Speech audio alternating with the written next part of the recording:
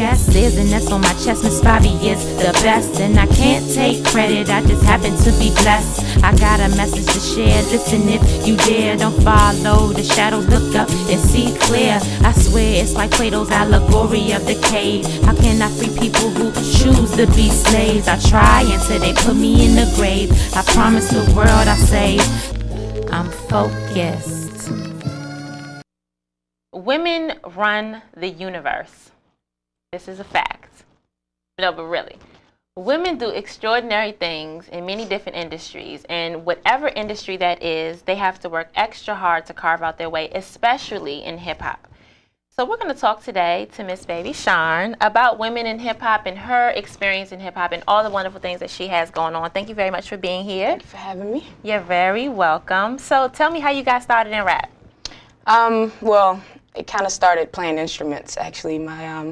My grandfather was the first guitarist for Marvin Gaye, and they used to have band practice in my grandmother's basement, not with Marvin Gaye, but he had a jazz band. And I used to beg them to come down there and can I just press record for the, for the band practice. And eventually I started playing the flute, which I kind of got upset because you don't get heard when you're playing the flute with the band, you know, so. Begged my mom to play the drums. She's like, no, that's for boys, whatever. I'm like, whatever, I just won't play anything. And when I was 10, my biological father was murdered, and the family asked me to write a poem for it, in which I was like, oh, how am I going to do this? You know, so I figured something out, did the poem, and that was my first experience with having a standing ovation and, you know, using poetry as a means of an outlet for my emotions. And I've been through things, you know, as a child where I didn't really have that person to talk to, as you guys just talked about, you know, keeping secrets and things like that. And I found poetry, you know, to be the best means to let these things out. You know, I could write everything down, ball it up, and be done with it, you know. So moved up to high school, and I met a guy named Mike. He was from New York, actually, and I had told him about the poetry and shared some of it with him, and he's like, you should rap, and he's like, you know how to write bars? And I'm like, no, and he taught me, you know, I used to write like 1 through 16 on the lines, like to make sure I had 16 bars for these verses, and eventually he pushed me into like a freestyle battle, and I was forced to show up and show out, you know, and ever since then I just fell in love with it, and what was the experience your first time with the mic in front of everybody? Because I will never forget my first time. It was pretty good, actually.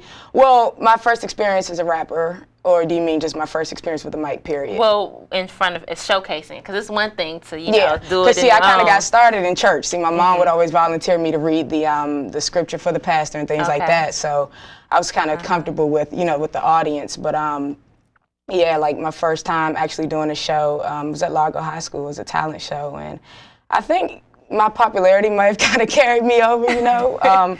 So I didn't get booed or anything to this day. Just knock on wood. I've never experienced being booed. So yeah, it was a good experience the first time. Cool. So tell us about your what you have out now, your mix CD that is available for free download. Yeah, it's actually on babyshawn.com. It's The Deferment, which we did as a promo tape for the highly anticipated Sally Mae EP that's coming out on May 24th, which will also be available for free download on babyshawn.com. So that whole thing, I was in the studio just recording songs. I knew I wanted to put a project out, but I didn't really know what the concept would be or the title or anything. And I got really frustrated with Sally Mae sending me emails and calling my mom and threatening that her credit was at risk, and she's calling me like, you need to pay these people. I'm like, look, I got the emails, you know. So I was like, okay, I'm sure it's a lot of people who feel the same way I feel about Sally Mae. And you know, my producer was like, who is Sally Mae? And I'm like, you don't know who Sally Mae is? I was like, that's like the godmother of student loans. So he was like, name the project Sally Mae.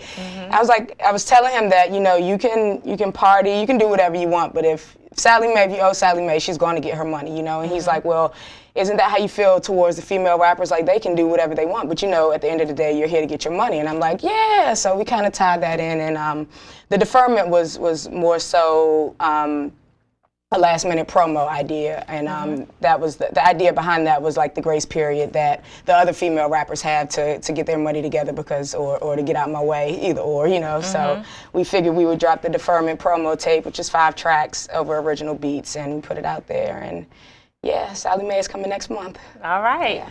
Okay, so what we want to do is get you to give us a little something. Okay. All right, we'll be right back. Stay tuned. These are the times we all wish for. The moment when less was just supposed to mean much more. I mean, of course, we never thought we'd abort all the knowledge and respect our people fought for. But instead, we're in court more, standing up less than the rest. How can we call success playing basketball and rapping about our 4-4s? I'm seriously asking y'all. That what Dr. King or Malcolm X would have asked of y'all? Indeed not. So we need not get in the comfort zone. Stand for your brothers never coming home that's innocent. Get interested in politics. Get militant. Remember Garrett A. Morgan and not to mention Benjamin. Invent some Yet we scream it's all about the Benjamins. Know every single Benz it is. For the rims of his. Going the friends of his. Forgiving you is dividends. Then you get mad when you heard he say she's just a friend. People, the revolution's here. I swear I hope you listening. Cause I don't think BET News is going to mention it. We living in the meanest times. Gasoline's beaming high. Black sent to Iraq. Not knowing that they leave to die. But these are just some reasons I choose to keep screaming. My dream and have fiends getting clean. People listening to teens. The day the cage birds sing. Harmonies of liberty. But I say it literally, for the little me's that seen time, that seen crime, you'll be fine, but make sure you read between the lines. I said the little me's that seen time, that seen crime, you'll be fine, but make sure you read between the lines. Okay, that was Baby Sharn with Read Between the Lines. Nice. I like that your content is about something, and it's really refreshing to hear. Let's talk about the rap game, the industry, the business behind it all. What has been your experience? It's been a very interesting experience.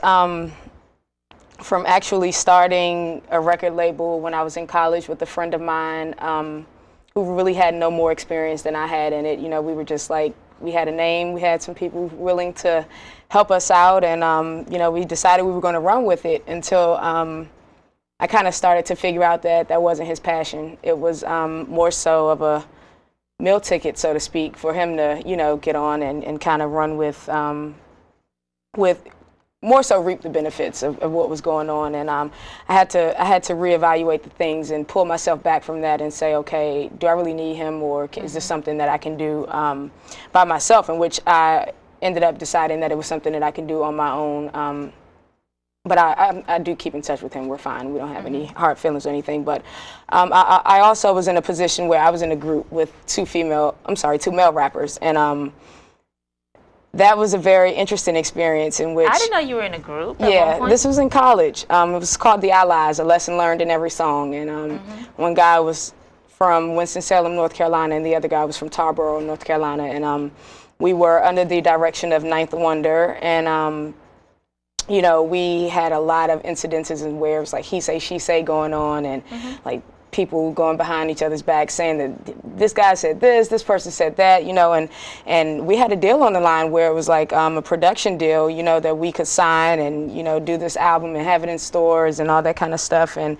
And I called my mom. I was just so frustrated with like one of the guys in the group. I'm just like, you know, I could have been in a group full of girls for all this. You know, I'm just not happy. I'm tired of the lies. You know, what do you think I should do? And she told me, you know, just never compromise your happiness for money. You know, money comes and goes. And I'm sure if you don't, you know, go through this door, 10 more will open. So you know, that's been one case. And it's been times I've done songs with guys in which they would be like, yeah, we're going to finish this later. And I'll call for months or, you know, weeks at a time. They would never call back. And, you know, I would let people hear the unfinished work and they would be like, well, you killed them on the song. Of course you didn't call back, you know. So that's kind of becoming a pattern now. So I've been a lot more selective in who I work with and, you know, and things like that. It's very interesting working with these guys. They're a lot softer than they appear to be in the videos and in their lyrics. So it's like sometimes I find myself always like, you know, thinking like, is this really a guy that I'm talking to? Like, are you serious? You know what I mean? Like, you can't be this sensitive. Come on, man up. Where's your backbone? This is business, not. I mean, although a lot of the artists that I work with, we have, you know, established friendships, but it's like they don't know how to, you know, draw the line between being friends and being just doing business. Do you get the respect that you feel you're deserved with the guys? Because, you know, typically, you know, with men or with business in general, they don't want to give women their due credit all the time. Yeah. Do they give you the respect you deserve? I feel like a majority of them do. I feel like I have a different storyline from other female rappers where they come around and they're this, you know, sexy, pretty. Not to say that I'm not sexy or pretty in my own You're mind, very but you pretty. know, I'm not one to expose myself to get that kind of response. So I'm like one of the guys when I'm around. You know, it's like, oh son, oh man, you know, man, tell him why you hot, man, and I'm like, stop calling me man, you know, you know, stuff like that. So I feel like I do get the respect. You know, I've been in ciphers with guys where I just ripped it, you know, where they like been in studio session with guys where they're like, hold on, let me rewrite my verse. You know, they're not ashamed to say it, you know, and I don't take it as, oh, I'm so hot or anything like that. But I do appreciate the guys that are honest with me and that do take the time to say, you can be a little more feminine when you say this. Or it's actually guys that says this kind of stuff where they look at it from the male's point of view and tell me, you know, well, the guy would hear from this, or, you know, I have female friends who listen to it and they'll be like, well, maybe you can say a little more of this to get that female side, you know, so I'm always trying to find balance because I'm just not the most prissiest, so to speak, girl out here, you know what I mean? So it's interesting though. Let's talk about the images that we see. Of course, there is Miss Nicki Minaj, and of course we have Little Kim, and for the most part in rap music, as far as the ones that make it to a national level, they really push the sex. They really push selling that sexual behavior and not a lot of clothes. How are you planning on standing out from that, making a voice for yourself and not having to fall into that? I plan to do it with my lyrics. I plan to actually have something to say. I plan to actually sell music and not sell sex. I mean, just because they say sex sells, you know, everything that's written isn't scripture. So, you know, it's all on how you make it and what you take from it and what they're willing to accept and what you're willing to, you know, succumb to. And it's like, I feel like when artists define their own personal idea of what success is, that helps your artistry become a lot more easier. To me, success is not the toys. Success is not the house. Success is not all the name brand and the clothing lines and all that, you know. I mean, it can be successful to a certain extent, but that's not my overall objective. I find joy in the progress. You know, I have fun coming to shows like this. I have fun doing free shows at Indulge, you know what I mean? Like, I have fun giving my music out for free. So once you really define why you're doing this and who you're doing it for, the whole path kind of changes. And to me, it's to be that voice to the little girl who you said wanted butt implants or breast implants or whatever, you know, is to be that voice that you don't have to have this big butt to get anywhere. You don't have to set your breast up in these bombshell bras to get, you know, a second look, you know. I just want to kind of get back to the original purpose of doing music, which is to, you know, evoke emotion, you know, and make people feel good about themselves. You know, if you're ever going through something, I want you to be like, I can go to Sally Mae #3 and relate to this right here. You know what I mean? So I try to make music where it's fun, where people can relate to it, where it's real. I feel like no matter if you're in, you know, in London or Africa or in Northeast DC, if you hear my music and it's real to you, it's something you can relate to, regardless of where you are, you're going to be able to, you know, relate to it. And I feel like in the industry, a lot of people allow people to paint pictures and they don't paint their own pictures, you know. And I have a grandmother who didn't play with me. You know, they taught me right from wrong and point blank period. I did the shoot 'em up, bang bang music, and at the end of the night, I mean, I couldn't even play that stuff to myself and be 100% happy with it. I couldn't go home and be like, oh, Ma, listen to this song without her being like, well, where's the 9mm? Where is the 45? It's not in my house, you know. So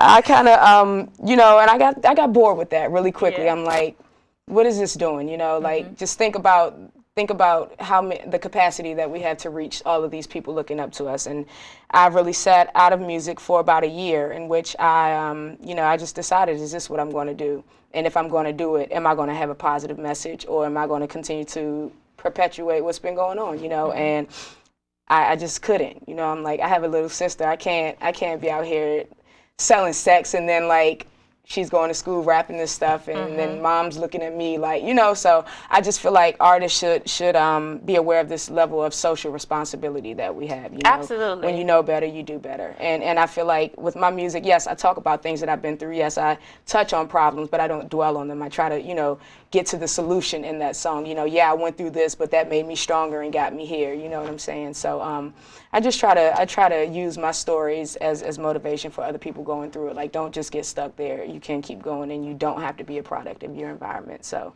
that's the message with my music. And I feel like if these girls out here had something, you know, being marketed to them, they probably would listen to it. But as long as we don't have it, there won't be a demand for it. You know, if all they're giving you is sex, you know, you're going to go to the store looking for sex. But if you have someone out there saying, well, we can talk about this and we can do this and we can talk about the women who've actually done something, and we don't have to, you know, want to be like Zsa Zsa Gabor or Prince Diana and all those rich bees. You know, like we don't have to relate to that. We can be Baby Maya Angelou's and songs and stuff like that. So you know, that's what I try to do, and I feel like, you know, stepping outside the box is pretty much what gets things, you know, popping and a demand for it. Taco Bell, they thought outside the bun, and I mean, well, with this whole mystery meat thing now, I don't know how well they're doing, but you know, I think that when you do something different, I mean, just like every invention, it's because it wasn't thought of. Nobody else had that. So, you know, I feel like, you know, being innovative and being creative and finding a new way to do things and a new way to reach people,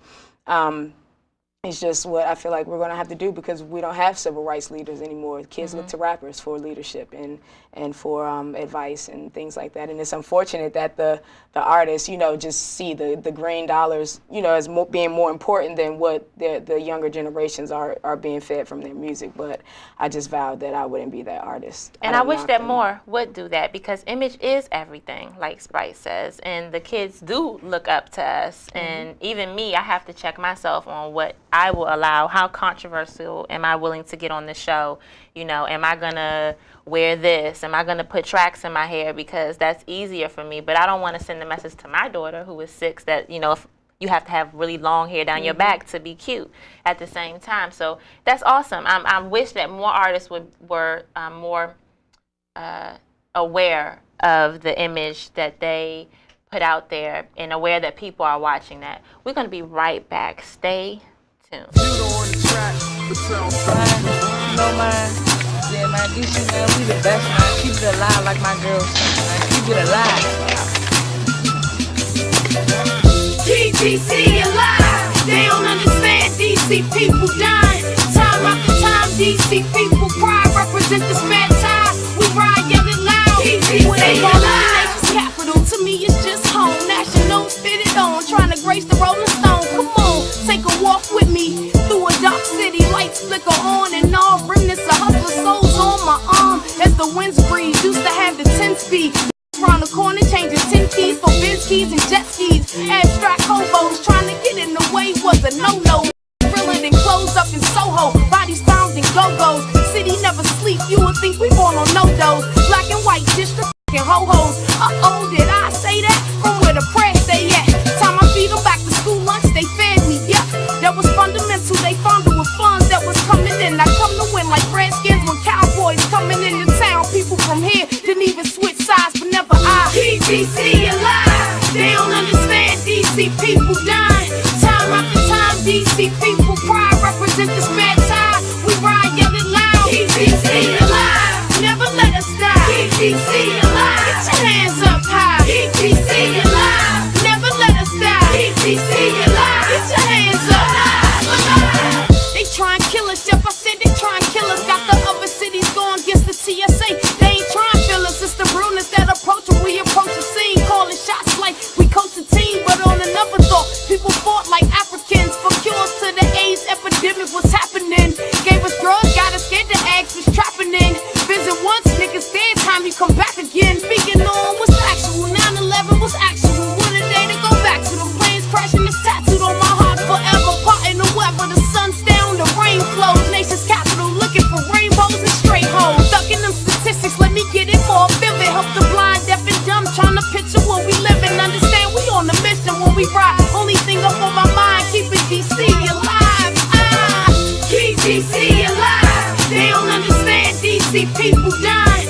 Time after time, DC people cry. Represent the spare time. We ride, yell it loud. Keep DC alive. Never let us die. Keep DC alive. Get your hands up high. Keep DC alive. Never let us die. Keep DC alive. Get your hands up high. Heart trying to keep a steady beat, pacing feet, pacing back and forth. Voice of the youth, the upper cities going hoarse. From a city where remorse was never known to the killers, and the why is well known to the dealers. HBO tried to fill us, buying bowls up at biz next door. The winners chill us. Summers heat up, the music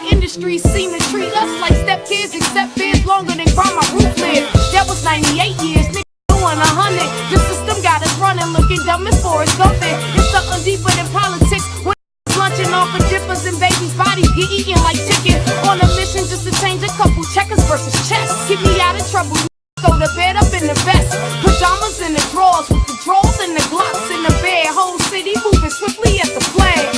Keep DC alive. They don't understand DC people dying. Time after time, DC people cry. Represent the spare time. We ride yelling loud. Keep DC alive. Never let us die. Keep DC alive. Get your hands up high. Keep DC alive. Never let us die. Keep DC alive. Get your hands up alive. Keep DC alive. They don't understand DC people dying.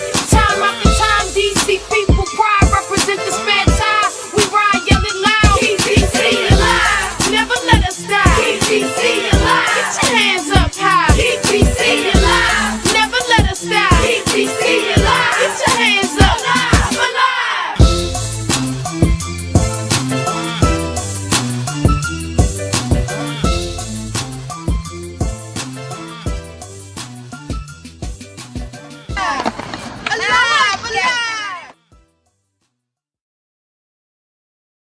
Okay, so who do you listen to right now? Hip hop. I've been playing a lot of Big Crit right now. Big Crit, I've been listening to, well, I've always listened to Lupe. It's not too many people that I'm listening to. Frank Ocean, I'm listening to Frank Ocean right now. I can't even say that it's hip hop. I'm still stuck on Billie Holiday. I listen to all kinds of music. So as far as hip hop, I'm really into Big Crit right now, and anything that Jay-Z puts out, I follow. So, anything that's like me and Beyonce. She can't go wrong in my life. She could do anything. She could just breathe, and I'm getting that album. Okay, so let me know, what do you think about the current state of hip hop? Like, you know, a lot of people feel a little salty about the Soulja Boys or the Waka Flockas that are out there that kind of make the content go down. What do you think about that? I actually feel like the music industry right now is very oversaturated. I feel like a lot of people see this as something quick, you know, as an overnight celebrity kind of thing, and as something that they can just see someone on Freestyle Friday rapping and then be like, hey, I can do that, you know what I mean? And when in fact, if you don't have a passion for it after 5 songs of talking about the clubs and the clothes that you wore and the bottles that you pop, you get repetitive, or you quit and go do something else and become a party promoter or a model or something. But you know, I feel like it's very oversaturated. I feel like we're at a point where it's about to either take a turn for the best or a turn for the worst, but it won't be in between. Because with the Big Crits and with the Wale's and with those kind of people coming up, I feel like that whole conscious side is coming back, you know, the cool kids and just making originality cool again. But at the same time, we still have this other side of, like you said, Waka Flockas and Soulja Boys who think that it's okay to live this lifestyle that they never really lived in reality, or it's okay to go on 106 and Park and say, I don't vote, I never will vote, but y'all go vote. You know what I mean? Like, I feel like I'm just graced by it. I have a lot of times where I feel like, you know, is this something that I even want to continue to work to be a part of, because it's not real anymore, it's not genuine anymore, it's not what I knew in the 90s, you know, it's not NWA, it's not Rockefeller Records or Rough Riders, you know, that real genuine feel that music had back then. But, you know, I take it for what it's worth. I mean, people get in my car and I may have Gucci Mane playing and they'll look and I'm like I just said, you know, what they give me is what I have. So, you know, if I'm not making a difference, I can't complain about it. So I just go in the studio and I just try to work to make my difference, you know, and contribute what I can to the industry. But I mean, at the end of the day, you know, it's all controlled. They say it's about 4 Jews that really run this media, and they're going to put out what they want out, and they're going to drive it to you so much to the point where you start to kind of think, maybe I do like this song. Maybe it grew on me over time. And you know, I have songs where, like Racks on Racks on Racks, I hated that song. I mean, hated that song. And I find myself in the club Saturday night, racks on racks on racks. And then I'm like, am I really dancing to this? Racks on racks on racks. You know, so it's like I'm battling in my head, but it's like, this is what I'm forced to do. I gotta sing along. So, you know, radio plays a big part in that. I mean, radio really, because there's probably that top 10 music songs. can be very subliminal. You know, if you look at commercials, they have background music playing. When you're looking at those PETA commercials, they play the sad piano songs. Right. You know, when they're playing toy commercials, it's a crave. They have the rave going on, the fast music. You know, so I feel like music is very subliminal. You know, you can be hearing it in the back of your head and not even realize how it's resonating in you and how it'll eventually come back out. You know, so I mean, I try to do that with my music, which I reversed it and try to just drop positive subliminal things in there. So when I'm like, you know, open your mouth, call it out, things come in existence, it's food for thought, you do the dishes, just little things like that where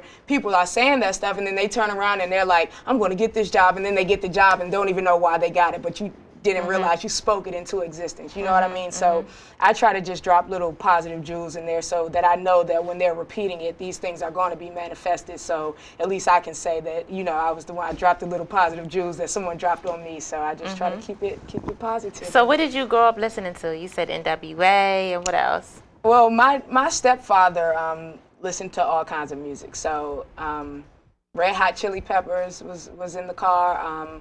I was listening to the OJs. Money, Money, Money, Money was one of my songs. I mean, 10, like, money, money, money, money. What else did we listen to? Reasonable Doubt. The Doggy Style album. A lot of Tupac. And this music puts a smile on my face. I'm just getting excited just thinking back, like, to how that music used to sound. That was good music. That was, and I think about because, you know, during the daytime, they play a different kind of music when the kids are in school. And I can't get enough of, like, the old school Bad Boy, like, Total and it's like, we hear that now, and stuff. it's like, is this oldie but goodies now? You know, but, I mean, I listen to Phyllis Hyman. I listen to Billie Holiday. Yeah, it's all over the place, but, yeah. Yeah, well, you know, that's the one thing about music is if you have a love for it, you can cross genres. You know what I mean? I don't think that I just love hip hop or just R&B. I actually love country. You know what I mean? And that's strange to admit, but I will catch myself zoned out on the country channel, relaxing, because their music to me, it has more stories to it or something like that. They tell stories differently in country music. I also find that when you listen to different genres of music, you're able to market your music to different audiences, because you can listen to a country song and say, okay, I can take the swing of how they said that and incorporate that into rap. Or when I'm talking to my friends in France and out in UK, they send me these grime beats and I'm like, okay, well, maybe I can incorporate, you know, try to get my producer to do a little grime sound. So when I do, although it'll be marketed in the United States, I can send it over to France and to my friends in Europe and have them play it. You know, I think it's all about being versatile, but still staying in your own lane. You know what I mean? So I think the more you open yourself up to, the more options you're available to. You know, if you sit around listening to Waka Flocka, your music will sound like Waka Flocka. You know? So, I mean, even before I go into the creative process of writing a song or recording, I only listen to my own music. You know what I mean? And I try to, you know, get a feel for who I am, you know, and not who Lil Wayne was or how the different voices that Nicki Minaj does. I don't listen to any of that, like any of that for weeks at a time before I go into creating my projects and stuff like that. So well, what about marketing? We're gonna close with this, and I always ask all the artists that come onto my show, what is your brand? When people hear Baby Sharn, what do you hope that they will take from you? I hear Baby Sharn, I expect this. The name Baby Sharn, what do I expect? I think they should expect versatility. I think you should never be able to guess what kind of beats are going to be on my album, if I'm going to rap fast or if I'm going to rap slow. I feel like they can expect originality. I'm always going to be myself if they don't want me on the show, because I won't put on spandex, hot pink tights. I just won't be on that show. Don't expect me to be there. And I think you can always expect me to be true to myself and true to the values and the morals that I have. Like I mean, I pray that I never stray from them, you know, but we can't predict the future. But, you know, I just feel like when you really have things rooted in you and you're a well-grounded person, you know, that's the kind of seeds that you produce on your plant. So, yeah, you can expect good quality music. And aside from the music, I do very professional business. You know, I try to show up on time. Are you saying something about me starting this late? Oh, no. Like, No. This punctuality thing is new. This is a 2011 thing for me. So. They say I never have the time to talk. Okay, let's chop it up. Baby Sharn got a problem with what's popular. I thought the game plan for this thing was selling music, but now they moving sex by the unit. In my community, everybody say now everybody. everybody, and everybody. Nobody say I got it, so everybody say now everybody, and everybody. Nobody say I got it, so everybody now everybody, and everybody. Nobody say I got it, so